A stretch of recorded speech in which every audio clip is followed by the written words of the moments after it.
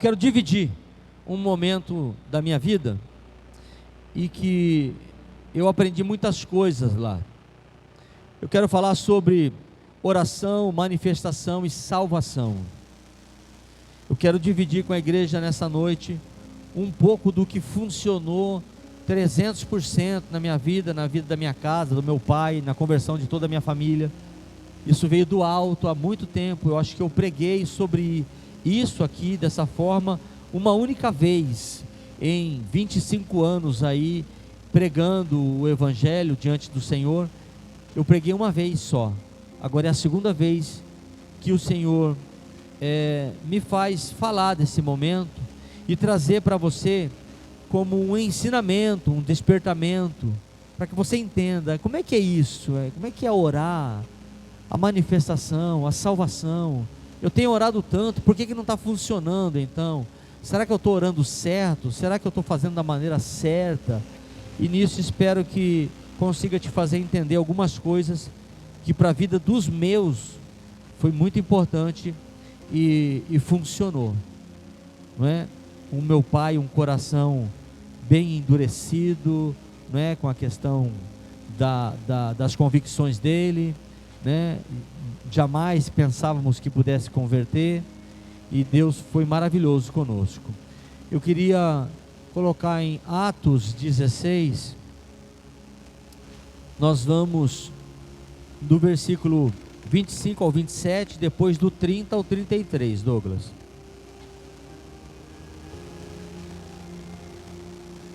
Diz assim a palavra do Senhor: por volta da meia-noite, Paulo e Silas estavam orando e cantando hinos a Deus, e os outros presos os ouviram.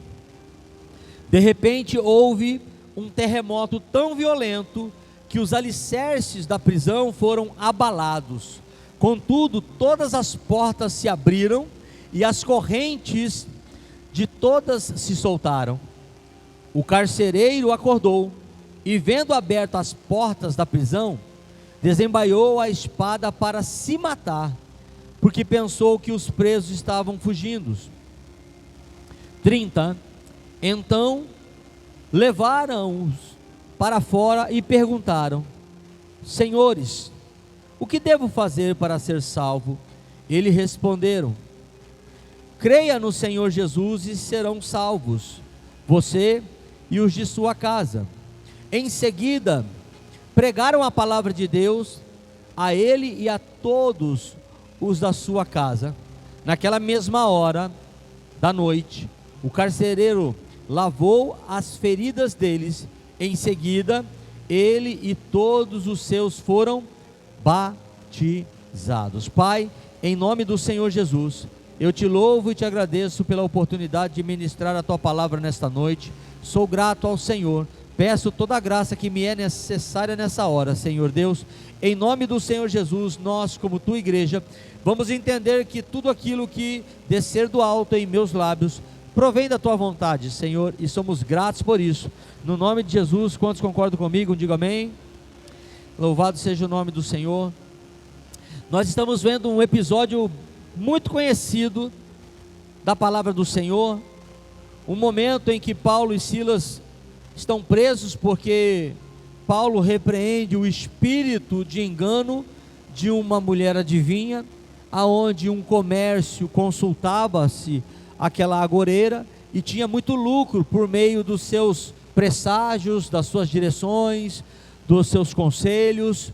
E de repente vem Paulo em praça andando e vinha aquela mulher gritando: eis aí um grande homem de Deus, eis aí um grande homem de Deus, eis aí um grande homem de Deus. Até o dia que Paulo ficou furioso, o dia que irritou Paulo, ele olhou para ela e disse: espírito de engano, espírito de adivinhação, saia dela e nunca mais torne a entrar nela.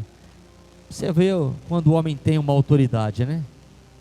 Ou seja, não interessa se ela não quer ser de Jesus, se ela quer ser de Jesus, não interessa se ela quer continuar fazendo as suas predições, não interessa se ela quer continuar adivinhando, não interessa se ela quer continuar servindo as entidades foram proibidas de utilizar aquela vida.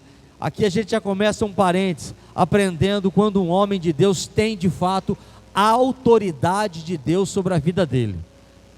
O mundo espiritual tem que obedecer, não pode, jamais. Imagina aquela mulher, quando Paulo ora, fala: você está falando bobagem, rapaz, eu quero, eu sou assim. Você imagina, o comércio indo até essa mulher, para poder fazer a sua consulta com ela, e ela disse: olha, eu não consigo adivinhar mais nada. Como que não?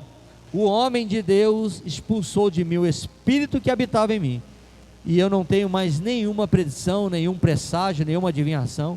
Por isso que o comércio ficou enfurecido, mandou prender e açoitar eles. E aqui está Paulo na prisão, preso, foi açoitado por conta disso. Porém, cantavam e adoravam a Deus. A Bíblia está dizendo no versículo 25, estavam orando e cantando a Deus. Tinham tudo para estar o quê? Murmurando, reclamando, falando então: como é que pode? Não estou te servindo, como é que alguém vem e me dá um cacete e ainda me joga na cadeia? Tudo porque eu repreendi um espírito maligno ali, um espírito de adivinhação, e agora eu estou pagando esse preço. Ué, não foi o Senhor que me chamou? Não foi o Senhor que mandou? Senhor, não estou entendendo. Não, eles estavam orando e cantando. Orando e cantando. Eu quero falar um pouquinho antes de entrar em Gênesis 1, o princípio das coisas. Nós sabemos que Deus criou céus, terra e todos os seres viventes. Para a gente poder ir para onde o Senhor me levou há tantos anos atrás, e toda a minha casa foi alcançada, ninguém lá pode dizer assim: eu não sei quem é Jesus. Ninguém lá pode dizer assim: eu não aceitei Jesus. Todos aceitaram Jesus, todos entregaram a sua vida ao Senhor Jesus. Consegue entender? Nós temos então um Deus que cria todas as coisas, e Ele não criou isso para nada. Ele criou tudo isso para o louvor da sua glória. Veio Satanás, por meio da serpente, engana a mulher, que porventura também convence o seu marido. Ambos comem daquele fruto, alimentam-se do que não podia, ou seja, alimentaram-se da desobediência. Ao alimentar-se da desobediência, trouxeram para si o agravo da punição. Deus disse: olha, coma de tudo, mas não coma dessa árvore, o dia que você comer dela, você morrerá. Eu fico imaginando uma coisa, e abrir um parênteses, não é o que eu quero dizer, mas vale a pena lembrar. O Senhor até então não tinha colocado uma espada flamejante para guardar a árvore da vida. Ele só fez isso depois da queda. E Ele está dizendo para aquele homem e para aquela mulher: todas as árvores vocês podem comer, dessa não. Ainda assim, pelo engano e a astúcia da serpente, pela fraqueza da mente do homem, resolveram comer daquela árvore ao invés de comer da árvore eterna e se tornar seres eternos para sempre. Pode ver que Deus logo depois expulsa o homem, coloca querubins para guardar a entrada para eles não retornarem, e em torno da árvore da vida eterna coloca uma espada flamejante circulando ali o tempo todo, protegendo para que ninguém tocasse nela, porque senão o homem ia ser mau eternamente, não ia ter como desfazer. Consegue entender? A redenção, Colossenses 2,15.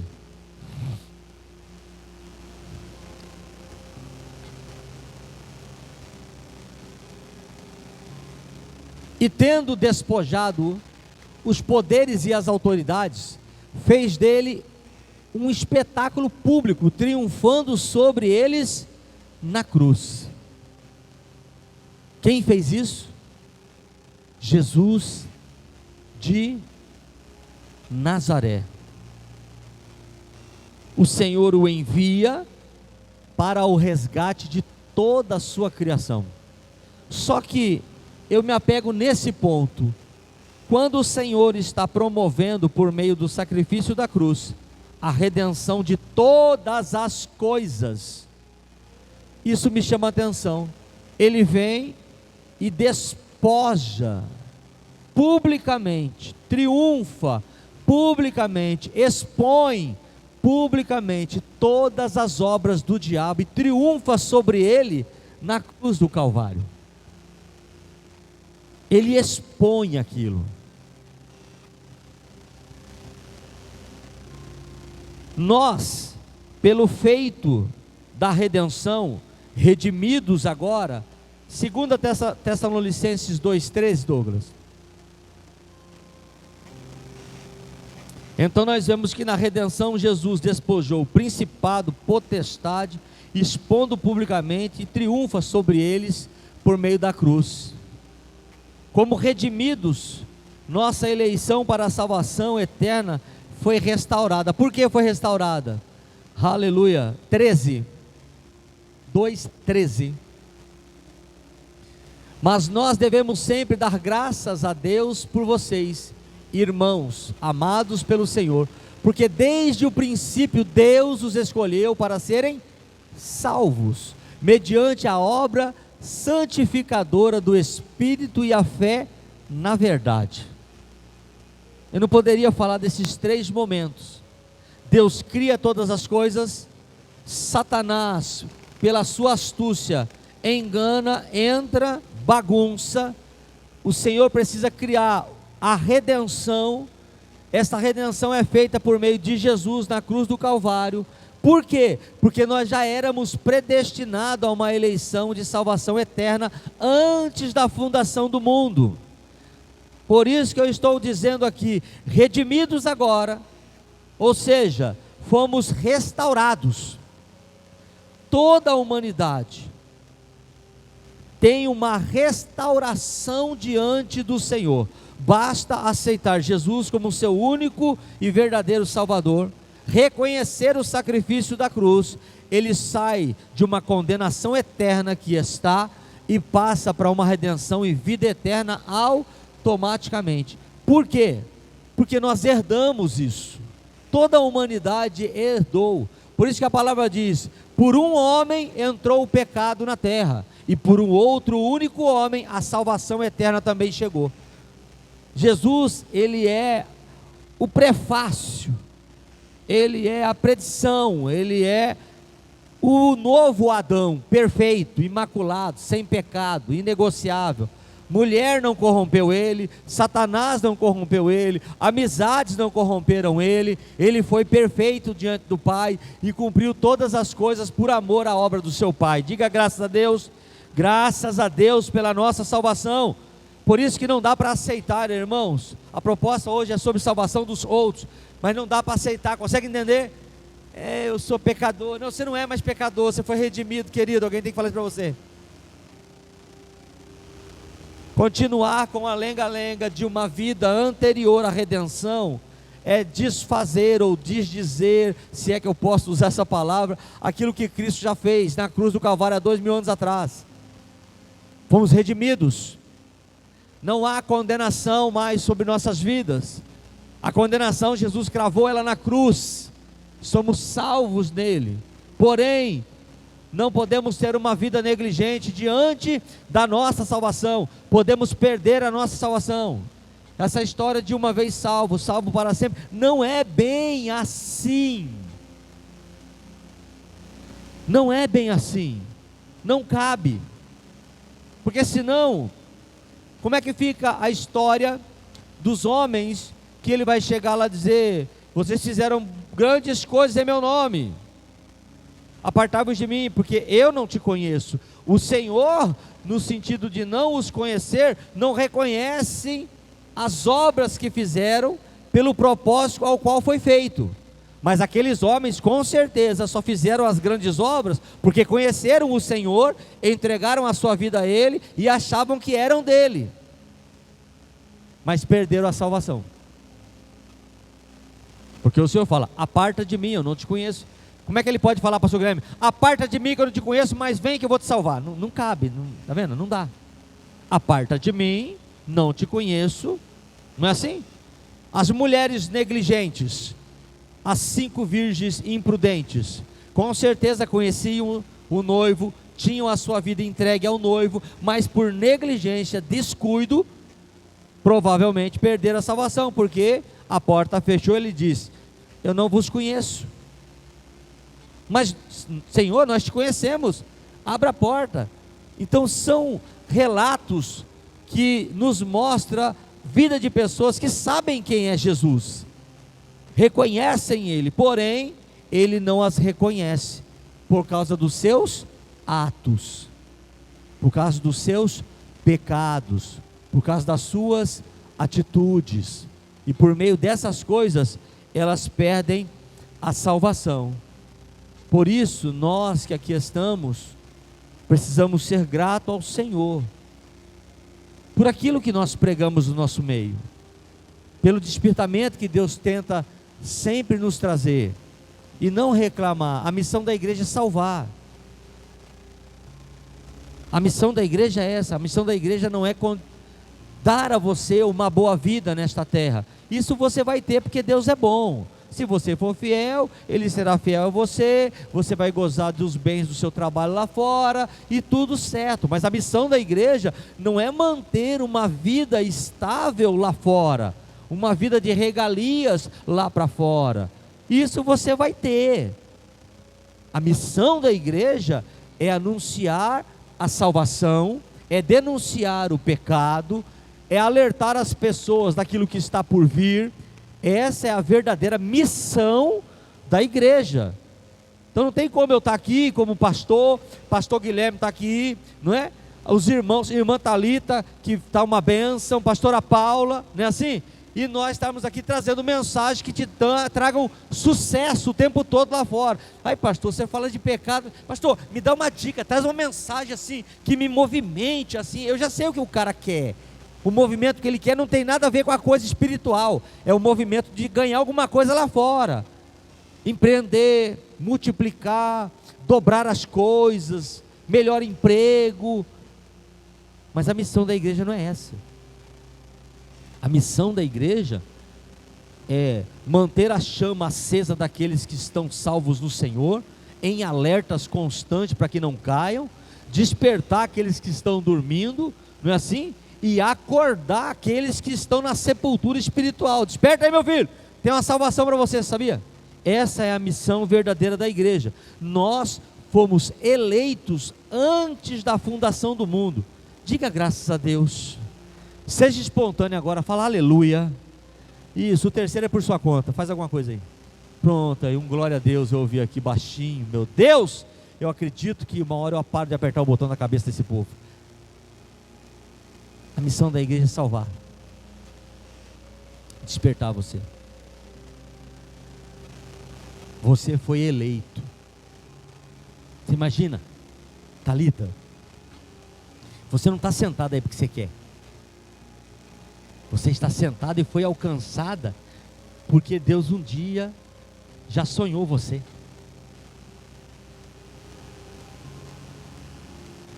Consegue entender? Né? Vou falar de mim para não ficar, pastor, não fala da minha vida passada não, pastor. Né? Eu vivia lá num bordel, filho. Você imagina? Mesmo estando no bordel, nasci, mas Deus já tinha escrito uma história para mim. E um dia Ele ia me alcançar, porque eu já era predestinado a uma eleição de salvação. Nós não estamos aqui à toa. Esse momento não é à toa. Para nós pode ser uma novidade. Para Deus, Ele já viu isso antes da fundação do mundo. Estamos todos aqui. Outros vão chegar. Não é à toa que a bênção dele, o propósito, a visão dele é: um grande povo está aguardando esta casa. Tem outros para chegar, muitos outros chegarão. Mas por quê? Porque um dia ele sonhou esse lugar, sonhou essa casa, é propósito dele, é plano dele. Tinha que começar do jeito que começou, na sala da casa de alguém, pegou a família de alguém, e assim está aqui a Reina Rei Jesus. Por isso que ela é indestrutível. A porta só fecha quando o dono da porta falar: fechou. Enquanto o dono da porta falar, não vejou, filho do céu, só sobra para os outros é ranger de dente, raiva, entendeu? Coceira na cabeça. Como que pode? Como que pode? Como que pode? E eles não percebem que eles estão pecando quando fala como que pode. Por quê? Reconheça, é Deus na vida daquela igreja. Deus está com aquele pequeno povo. Para nós não faz sentido, para nós até parece que não tem nada a ver com o que está acontecendo lá, mas Deus ama tanto eles, que mantém todo aquele lugar aberto. É o Senhor no meio de nós, não é mérito nosso, bondade do Senhor. Temos que ser gratos por poder fazer parte do propósito do Senhor. Então fomos eleitos, a partir de hoje, está reforçado na sua mente aí? Não vai mais nas orações com o Senhor dizendo que você não presta. Não estou falando para você dizer que você presta, mas traga a sua memória, eu sou um redimido, eu sou filho do Senhor. Não se trata do que eu faço, mas se trata de trazer no momento da oração o que Ele fez por mim.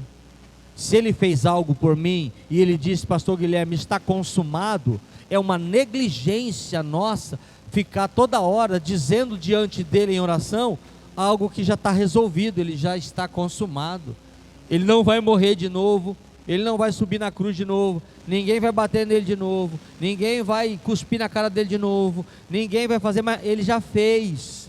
Ou você assume o que Ele fez, ou você continua igual o irmão do pródigo, perdido dentro da casa do pai, sem saber o direito que tem.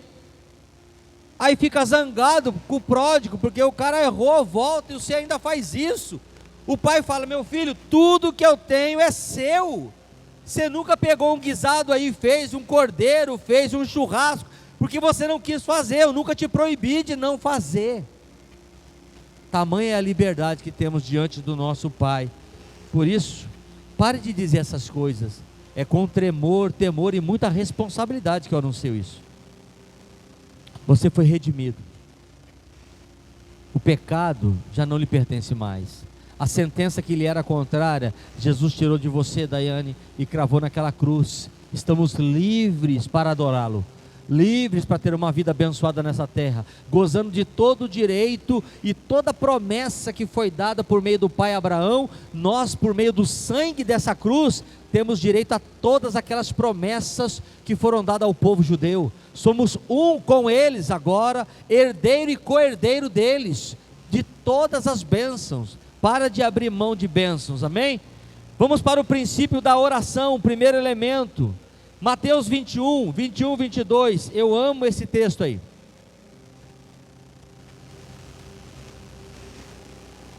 Jesus respondeu, eu asseguro que se vocês tiverem fé e não duvidarem, poderão fazer não somente o que foi feito à figueira, mas também dizer a este monte, levante-se, atire-se no mar, assim será feito. E tudo o que pedirem em oração, se crerem, vocês receberão. Jesus, para poder explicar o porquê que a figueira murchou tão rapidamente, vira para os seus discípulos e fala, olha, não fica tão surpreso não, se você também tiver fé como eu tive agora, e você disser aquele monte, lergue-te e lança-te, ele vai ter que levantar e vai ter que erguer.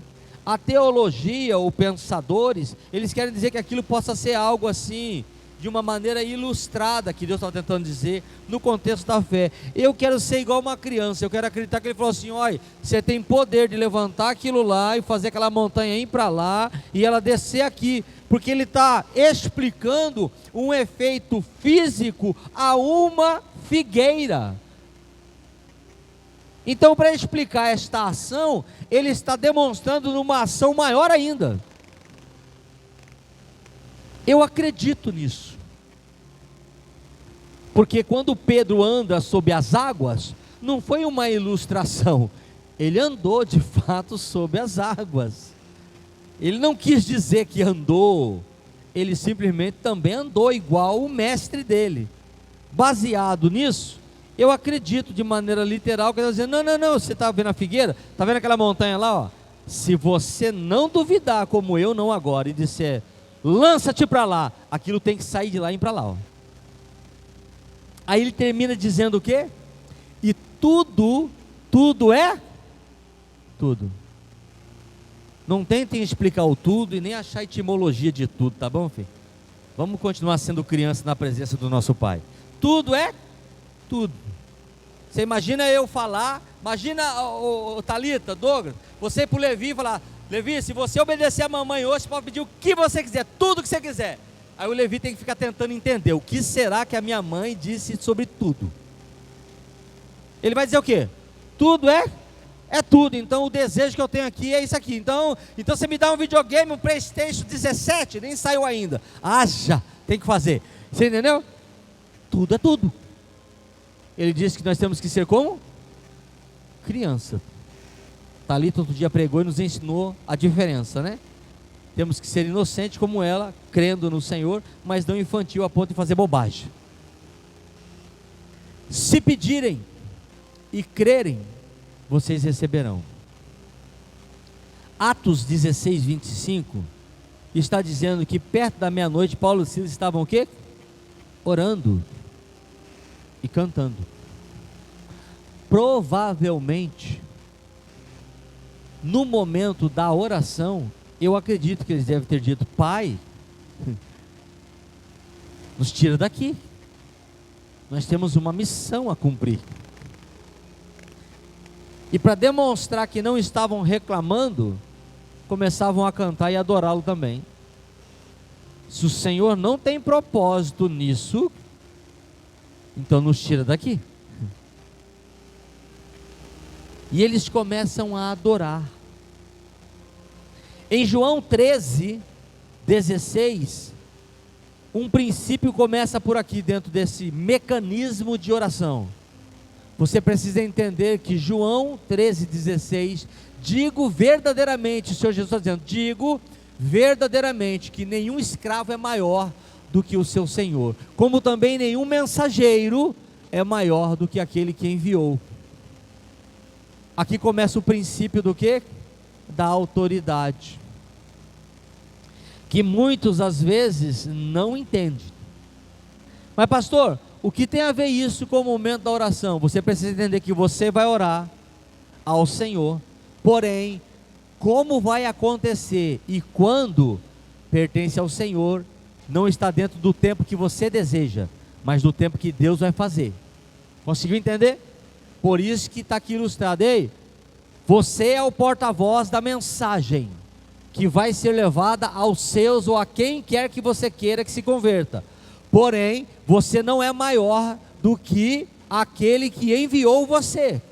Não será feito e nem realizado do seu jeito. Deus tem as suas formas de agir e nós temos que estar abertos a entender isso.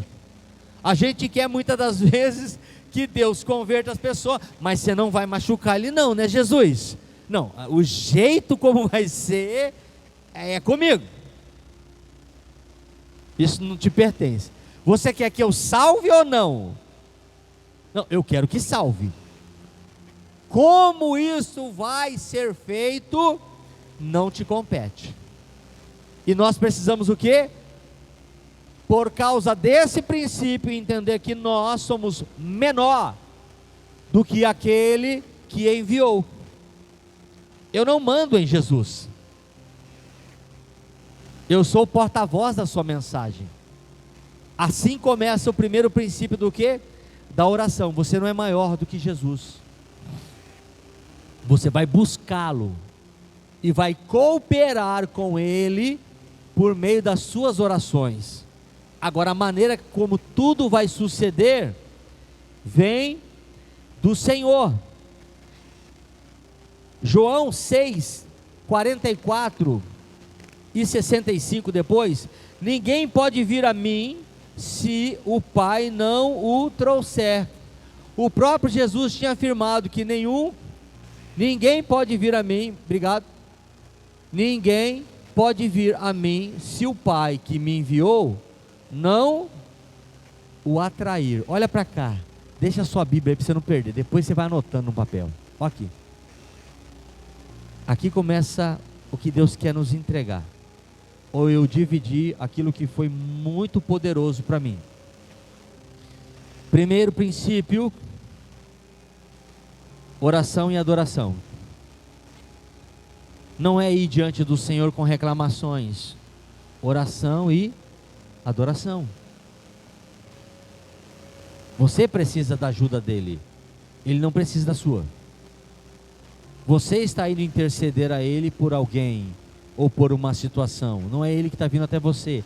Segundo momento, você não é maior do que ele. Não tenta dizer ao Senhor o que ele deve fazer, como fazer e a hora que tem que fazer. Nós não estamos aqui para degladiar com o Senhor, mas para cooperar com ele, obedecendo fielmente às suas instruções. Terceiro, você precisa entender, e mais importante, ninguém pode vir a mim se o Pai que me enviou não o atrair, e eu o ressuscitarei no último dia. 65. E prosseguiu: é por isso que eu disse a vocês que ninguém pode vir a mim, a não ser que isso lhe seja dado pelo meu Pai. Depois você vê todo o entorno, mas você vê que Jesus volta no final e reforça: por isso eu estou dizendo, olha, ninguém vem a mim se meu Pai não o revelar a ele. Aqui é o primeiro princípio da conversão. Está orando por alguém? É pela salvação de alguém? Você precisa lembrar o Senhor. Lembrar é uma expressão, ok? Mas você precisa colocar na situação: Pai, se o Senhor não apresentar a tua salvação a esta pessoa, ela jamais vai enxergar a salvação. Se o Senhor não levar ou não atrair esta pessoa para conhecer Jesus, por mais que eu fale, e você vai entender porque eu estou dizendo isso, ele não vai enxergar Jesus. Então, precisa pedir a Deus o quê? Senhor, apresenta a tua salvação ao meu pai que não se converteu. Senhor, apresenta a tua salvação ao meu filho que não se converteu. Senhor, apresenta a tua salvação ao meu tio que eu amo tanto e não se converteu. Conseguiu entender isso em nome de Jesus? Pastor, mas parece bobagem. Não é. O Senhor está dizendo verdadeiramente, eu digo, se o meu Pai, que é Deus, não atrair estas pessoas para me conhecer, por isso que Jesus fala lá: todos que o Pai me deu, nenhum deles se perderam, mas quem deu a ele? O Pai deu a ele. Entenda o seu preço, você não pode sair dos pés de Jesus. Se você é a única luz que brilha no meio de uma escuridão, você não pode estar na escuridão, você tem que estar toda hora na luz. Igreja, igreja, igreja. Eles acham que está perdendo tempo e você está aqui: salva, salva, salva, salva, salva, salva, Jesus, salva, salva, salva. Eu estava assim o tempo inteiro, não podia ver uma campanha que estava lá dentro. Eita agora, cadê o capeta? Como é que põe a mão? Como é que expulsa? Falar que eu tenho que expulsar, é você mesmo. O demônio já olhava: eu te odeio, desgraçado, eu também não gosto de você, desgraçado também. Ah, não pode falar assim, velho, desculpa, eu não gosto de você então, só isso, pronto. E expulsava. Não fui separado para fazer a tal obra do Senhor? Vamos desenrolar logo esse rolo logo. Vamos desatar logo esses nós, Jeová. Se é para fazer, vamos embora. Não diz que o tal do escolhido não tem escolha? Então vamos que vamos. Se a minha vida é morrer fazendo isso, então vamos partir fazendo isso. Se você crer,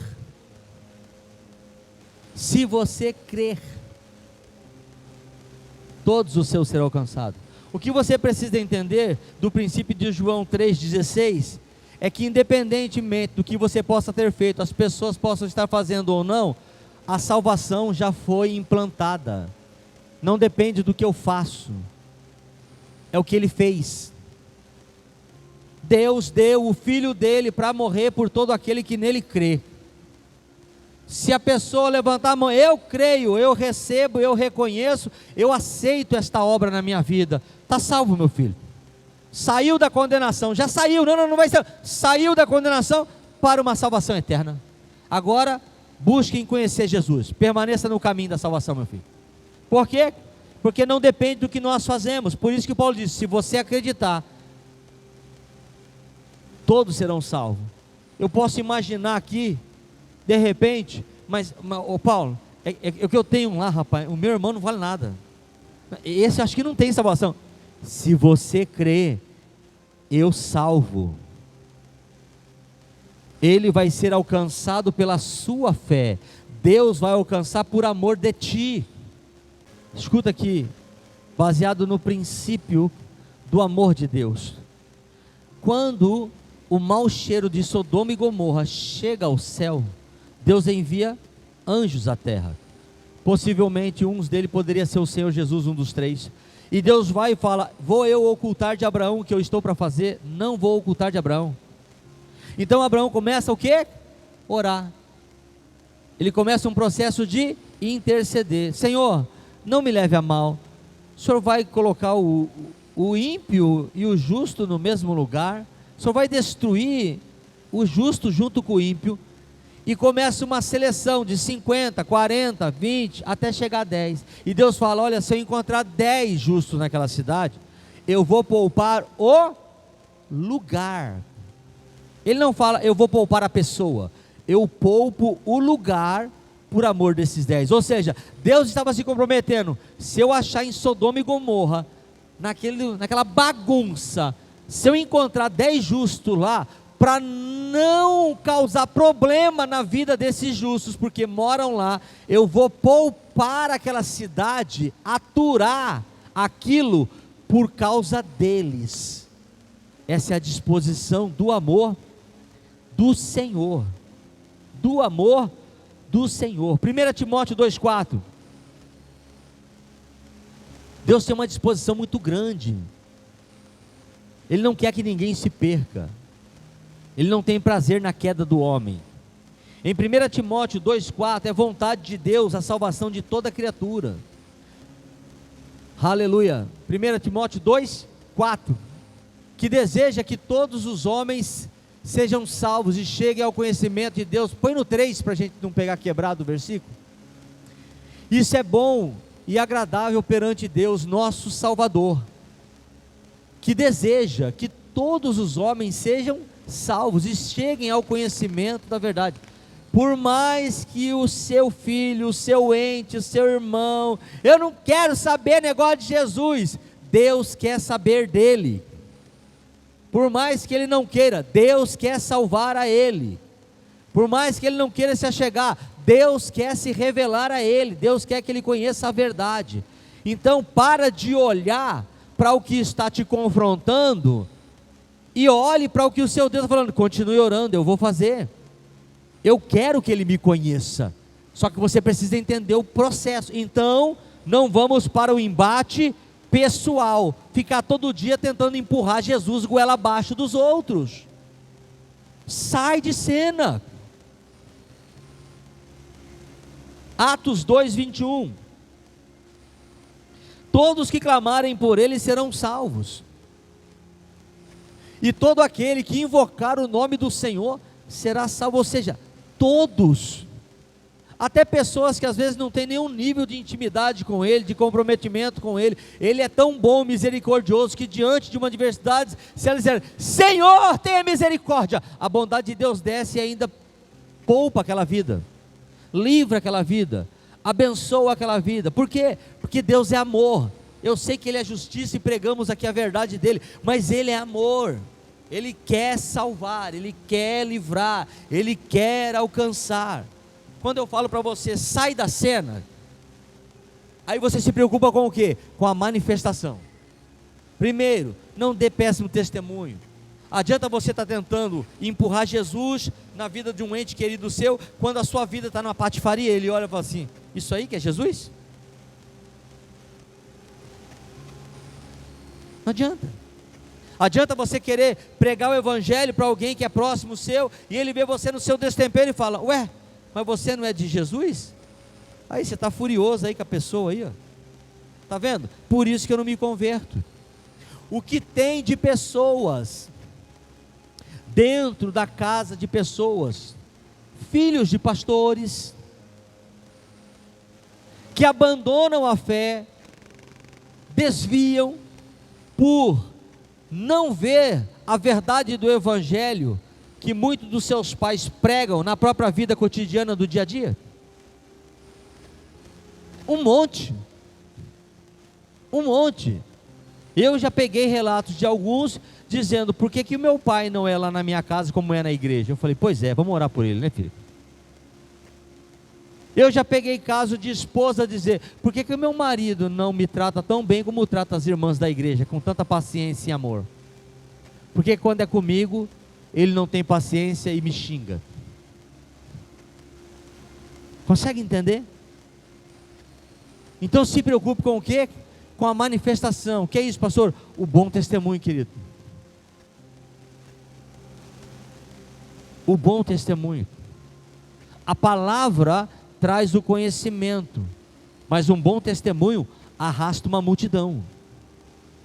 As pessoas mais observam o que você faz do que você fala. Consegue entender? Eu sou extremamente brincalhão, extrovertido, às vezes estou toda hora fazendo piada, eu tenho que estar toda hora me refreando. Meu Deus, misericórdia,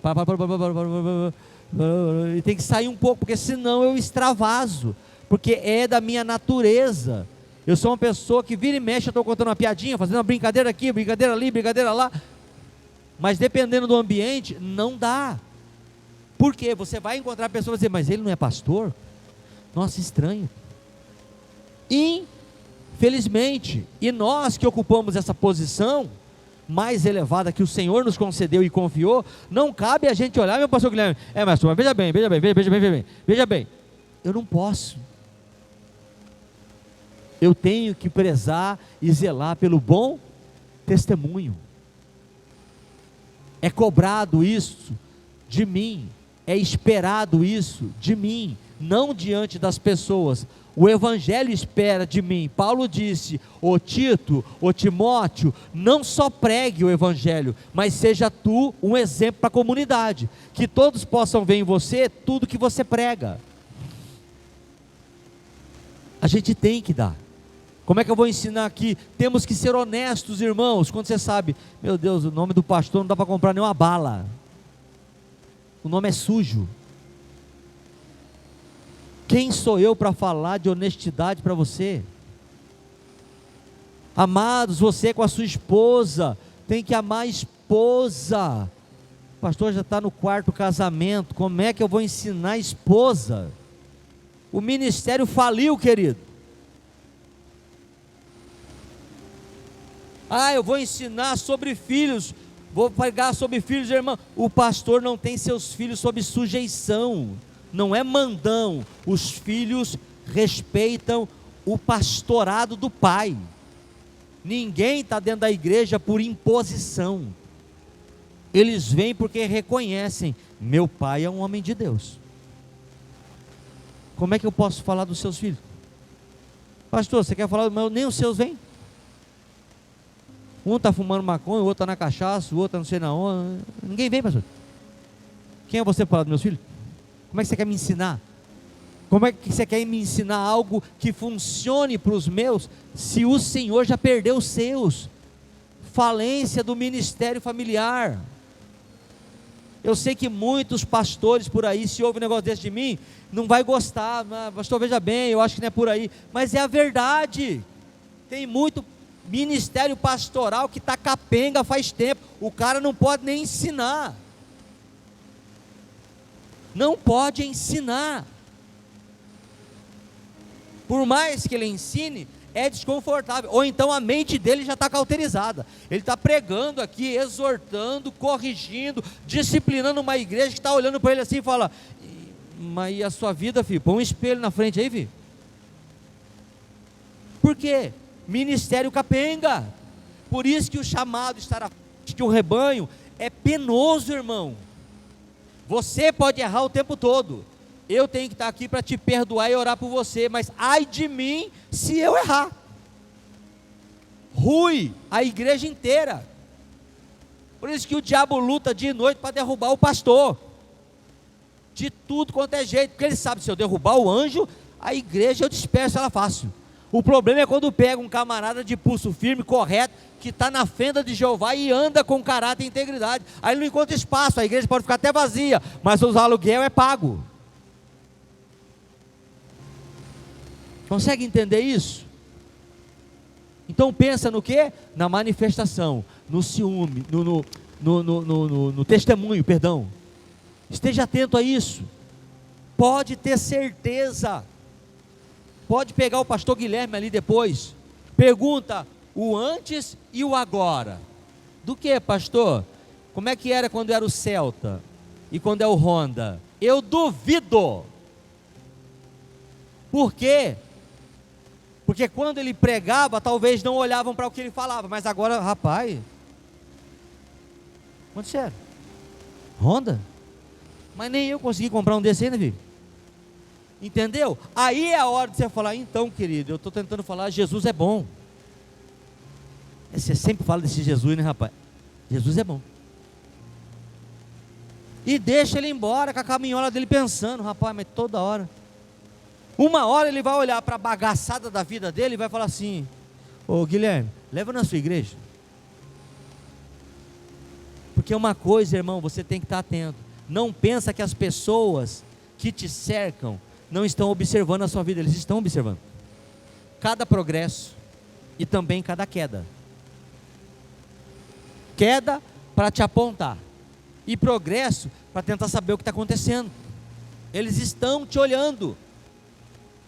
Então o que Jesus falou certa feita? Olha, eu entendo que vocês não acreditam no que eu falo, mas vocês não podem negar os milagres que eu estou fazendo. O nosso mestre já ensinou como é que faz. Então não fica ali pregando, eu nem prego, irmão. Eu prego uma vez só, eu já percebi que torceu a cara. Rapaz, eu vou comer açaí na minha casa, vai. Já que ele não consegue me ouvir pela minha pregação, deixa ver as maravilhas da minha vida. Eles vão ver, pode ter certeza. Pelo âmbito material, vai ver sim, eles reparam. Quem disse que não? Repara. Daqui a pouco a sua vida dá uma guinada, está abençoada, é um carro novo, um apartamento, uma casa. Ai, olha, veja bem, não devemos olhar para isso. Jesus falou, eu estou pregando, vocês não acreditam, não tem problema, mas olha os milagres que eu estou fazendo. Eu só posso ser o filho de Deus, ou não? Qual foi o homem que vocês viram até hoje anunciar Deus e fazer essas maravilhas? Nenhum até hoje apareceu desse jeito. Então é inegável o sinal. O que deu respaldo a Paulo, logo depois, ir lá na casa do carcereiro e pregar o evangelho, é porque o carcereiro pegou Paulo e falou assim: ó, gente, senta aí. Isso aí é um crentinho, senta aí. Deixa eu te contar o que aconteceu. Esses caras estavam cantando e orando lá, deu um terremoto. Cara, eu vi. A casa inteira vai fazer assim, ó. Prega o evangelho para nós. Sinais são inegáveis. É por isso que eu falo para todo mundo: ei, o meu ministério vive de sinal, filho. Tem milagre aí? Conta lá para nós, por favor.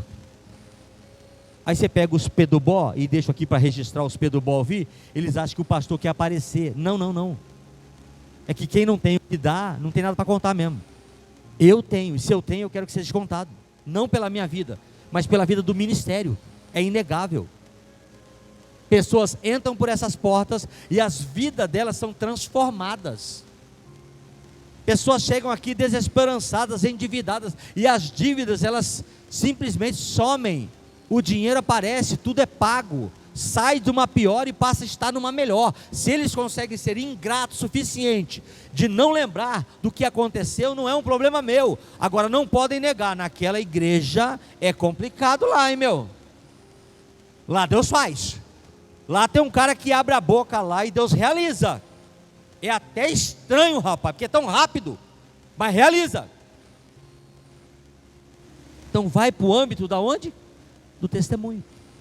Sai de cena. Esse é o segredo. Diga graças a Deus. Eu orava assim lá no monte, quando Deus veio e trouxe para mim a vontade dele. Pastor Nego, lembro até hoje, estava num monte de 3 dias no Interlago, e ele disse: pastor Mauro, eu estou te conhecendo, e o que falam do senhor é algo tremendo. Não falava que o pastor Mauro era um babaca. Esse cara aí, extremamente usado por Deus. Consegue entender? Estou me exaltando não, mas era o testemunho da minha vida. Quando ele veio falar comigo, o que falam do senhor é algo tremendo. Eu tenho algo para te dizer. Deus quer que você faça 21 dias de campanha. Aí, Deus dá o sinal para mim, não é para ele. Ele começa a descrever a casa do meu pai. Na casa onde você mora, tem 2 salas, tem um jardim de inverno no meio. Ele nunca foi lá.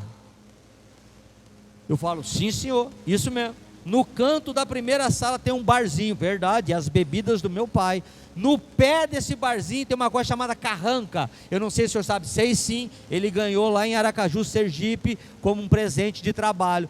Pois é por isso que Deus quer. Ele vai arrancar toda a idolatria da casa do seu pai e vai salvar a sua família. Foi a primeira vez que eu fui, meu Deus, 21 dias. Eu estava acostumado a fazer campanha de 7, 21. Orei ao Senhor, Senhor, levanta gente corajosa para estar comigo. Quando eu chego no monte para orar, tem 7 varão lá.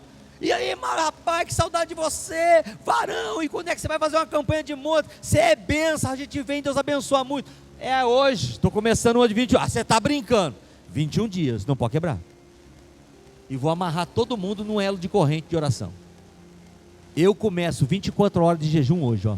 Eu já desço meia-noite e só volto a comer meia-noite aqui amanhã. Quem é o segundo?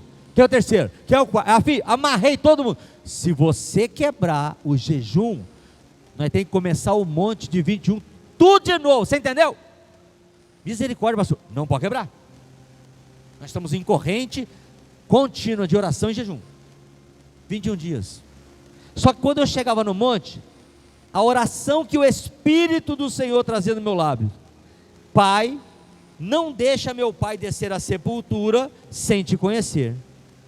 Se o Senhor não apresentar a salvação a ele, ele nunca encontrará. Portanto, retire a cegueira que Satanás tem colocado no entendimento dele, para que ele possa ouvi-lo quando chamar. Paulo disse que se eu crer, toda a minha casa será salvo. 21 dias. Pastor, não é isso aqui só, filho. Eu não ficava 200 horas falando da minha família para Deus, não, que ele já conhece ela. Precisa ela ficar lá 300 horas. É isso aqui. Eu orava isso aqui, viu? E eu ficava marchando, orando por outras coisas lá, rapaz, eu olhando para o mato. Tinha dia que eu orava isso aqui, ficava sentado no mato, o povo orando, chorando, e eu lá vendo o céu, a estrela, e, meu Deus, como isso é lindo. Não ficava lá com 50 horas de joelho falando da minha família, não. É isso aqui só. Porém, era a primeira oração que eu vi. Quando eu olhava, meu Deus, e pronto, já lá para o lado da minha casa. Senhor, salva o meu pai.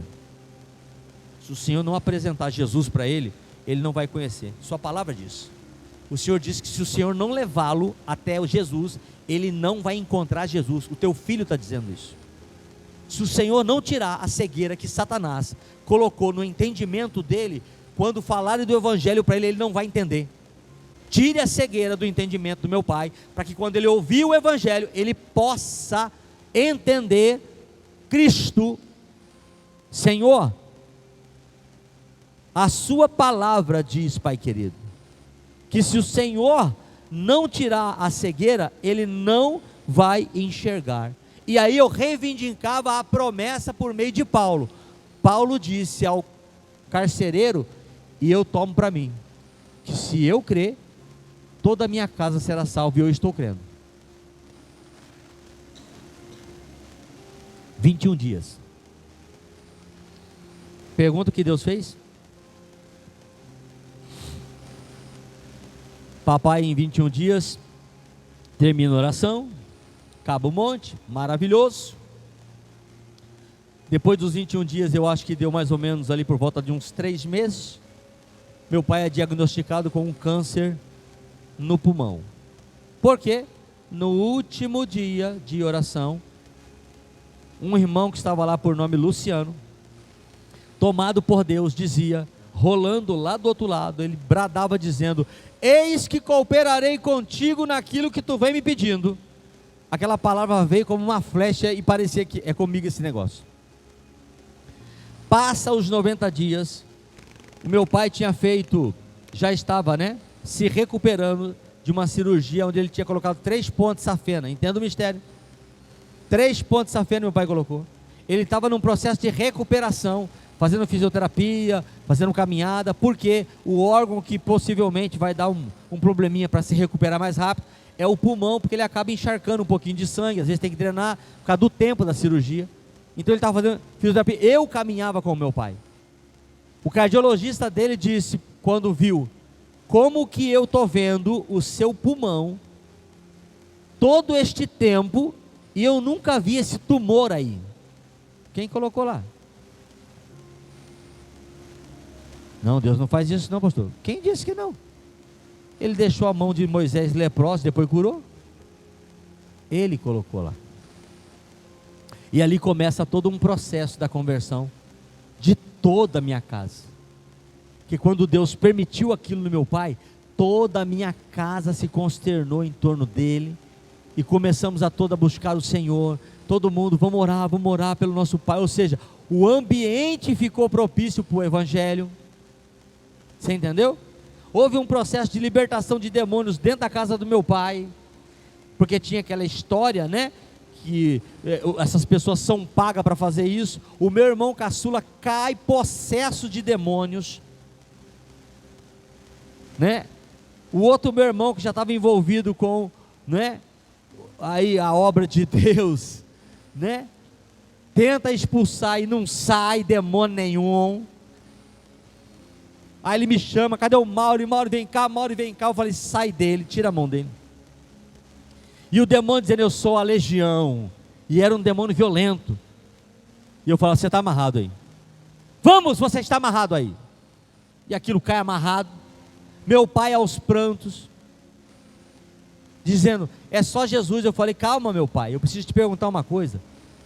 Se pagavam dinheiro para essas pessoas fazerem isso, quem é que pagou o teu filho caçula para ficar inventando que está com demônio aqui agora? Meu pai chorando, dizia, nada meu filho, nada, é só Jesus filho, só manda embora, é só Jesus. E ali eu falei, demônio, legião, larga dele e vai embora. Aquilo arremessa o meu irmão para o chão, libera a vida dele, e ali começa o processo. Falei, meu pai, é só quem que o senhor falou? Só Jesus, meu filho. Você tem certeza, meu pai? Eu posso tirar a idolatria daqui? Tudo, meu filho. Ah, maravilha. Começou o caso fantasma. Eu com um saquinho, filho, e vamos. Joguei tudo dentro da sacola. Era martelinho na cabeça e fogo em cima. Martelinho e fogo em cima. Martelinho e fogo em cima. A limpeza começou. Todavia, Jesus não curou meu pai. Por quê? A missão era salvar meu pai. Era tempo de meu pai descer à sepultura. Porém, as obras dele não poderiam salvá-lo. Para que ele pudesse converter, Jesus permitiu tamanha obra. E eu sou grato ao Senhor Jesus. Porque o meu pai dorme no Senhor. Minha mamãe dorme no Senhor. Houve tempo, a chave virou no meio da minha casa. Hoje, dos meus para frente, só perdem a salvação quem quiser perdê-la. O que nascer daqui para lá, do Walter, as minhas netas já nasce evangélica, crente em Jesus. O que vier depois das meninas, já nasce, é berço, filho. Tu crente, filho. Dá de doido não, é tudo crente. Ou seja, mudou a chave da minha geração. Consegue entender isso? Diga graças a Deus. Entendeu a chave, as conexões de oração, o caminho a se percorrer, como deve se orar, aonde eu tenho que batalhar, a hora que eu tenho que me afastar. Eu não tenho que estar empurrando Jesus na goela de ninguém. Às vezes preciso sair de cena para que Deus ponha outros a falar do amor dele por mim. mas eu coopero com aquilo por meio da oração aqui. Então quando eu falo, irmã, você tem que deixar o seu filho, irmã, o pastor, eu não vou abandonar meu filho, mas eu não falei para você abandonar, eu falei para você orar. Só que quanto mais você está tentando empurrar Jesus ali, está criando birra, aí você está indo para um embate carnal, não vai dar certo, e no embate carnal, o diabo vai vencer você todas as vezes com Jesus e tudo no barco. Você tem que entender que a luta é espiritual. Lá nós somos poderosos. Aqui na obra da carne, a gente apanha de Satanás até dizer chega. Ele é mestre nas obras carnais. Nós somos poderosos na obra espiritual.